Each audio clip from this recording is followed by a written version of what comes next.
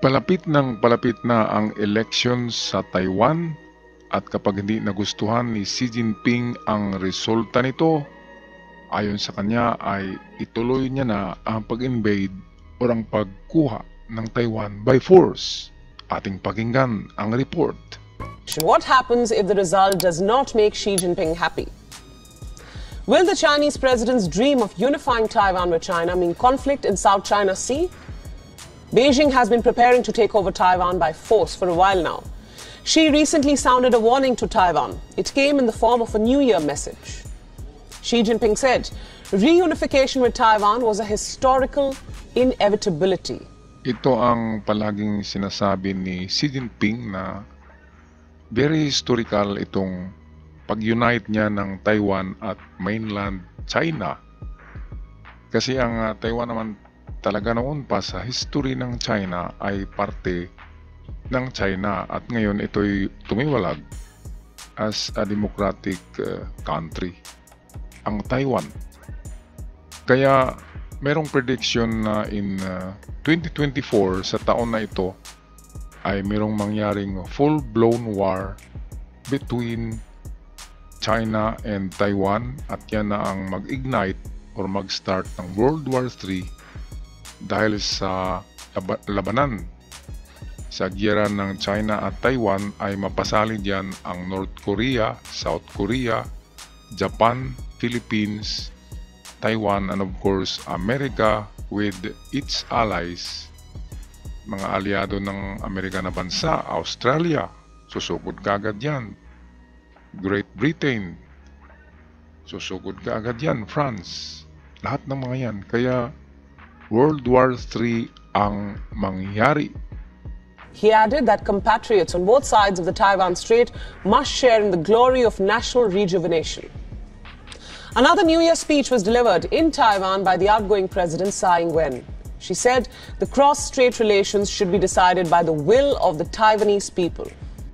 Yan ang tunay na mangyari. Ang sinasabing itong will of the Taiwanese people ang mag-decide kung babalik sa China ang Taiwan o hindi.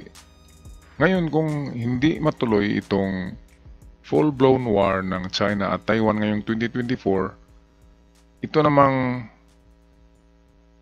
si Kim Jong-un ng North Korea ay nagsasabi na umpisahan niya na ang World War III dahil sa handang-handa na siya at marami na daw siyang nuclear missiles na ready na napakawalan papuntang Amerika. Amerika palagi ang kanyang tinatakot.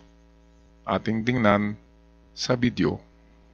In a recent development, North Korean leader Kim Jong-un has issued a directive to his country's military apparatus, emphasizing the need to expedite preparations for war. Ito ang preparasyon ni Kim Jong-un na ang tagal-tagal na kasi gusto niya talagang ma-recognize siya as one of the greatest power or superior power in terms of military capabilities katulad ng China, Japan o even mahigit pa sa Amerika. Ngunit sa tingin ko ito'y guni-guni lamang ni Kim Jong-un dahil ang kanyang, kung makikita natin ang kanyang mga missiles, ang kanyang mga tangke de giyera, ang kanyang mga barkong pandigma ay mga outdated na at kinakalawang na. Marami nga pero World War II period pa ang mga karamihan ng kanyang mga missiles. Kaya kumpara sa Amerika na high-tech, updated palagi, ay nako, kung magpalipad siya ng isang ballistic, tapos na kaagad ang giyera sa isang araw lang. With a particular focus on advancing their nuclear program. According to Kim, these measures are deemed necessary in response to what he perceives as unprecedented and confrontational actions by the United States. O ito nga, hindi naman siya ginagalaw ng Amerika, pero sabi niya ay parang may confrontation na between North Korea and Amerika. Bakit kaya ganito ang pag-iisip nitong North Korean leader na to? South Korea, hati ang Korea. South Korea pa lang ay mahirapan na siya. Kapag magkipagyera siya, una silang magsasagupa ng kanyang katabing South Korea. And then, nandyan ang Japan, nandyan ang Taiwan, at sasali na dyan, of course, ang Pilipinas by the help of US. Kasi pinupunduhan na tayo ngayon ng US ng mga armas. Makabagong gagamitan sa giyera, pati na Japan, pinupunduhan din tayo para pagdating ng World War III ay magiging greatest ally ang Philippines ng Amerika, Taiwan at Japan. Kasi ang tatlong yan na bansa ang magipagtunggali against China and North Korea. Kaya kung ano man ang inyong comment, mga ka-good news, kung sa tingin nyo ay totoong magkaroon ng World War III ngayong 2024, sana hindi mangyari yan, comment nyo na lang sa ating section down below. At sana ay liwanagin ng Panginoon ng dakilang mailalang sa buong mundo at universe ang pag-iisip ng ating mga world leaders. Dahil hindi lang dito sa South China Sea, West Philippine Sea, ang gulo ay nandun na sa Red Sea, nandun na sa Indian Ocean, nagkagulo na rin doon.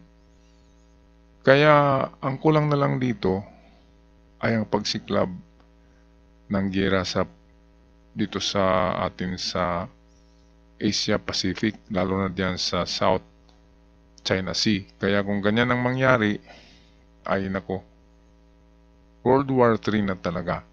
At tayong mga mamamayang Pilipino, dapat maganda-handa na tayo, mag-ipon na tayo ng ating mga kagamitan na pang-emergency kung sakaling mangyari ito. Mabilis kasi ito, makatakbo kaagad tayo sa kabundukan dahil ang bundok lamang ang pinaka-safe place kapag magkaroon ng missile attack.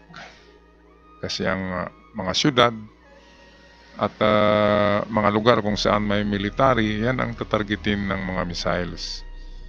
Kaya mga bundok, kagubatan na malayong-malayo sa syudad, yan ang ating tatakbuhan. At sa pagtakbo natin, idala-dala natin ang ating emergency kit na tayo'y mag-survive doon sa jungle. At hanggang sa muli mga ka-good news, paalam and God bless you all.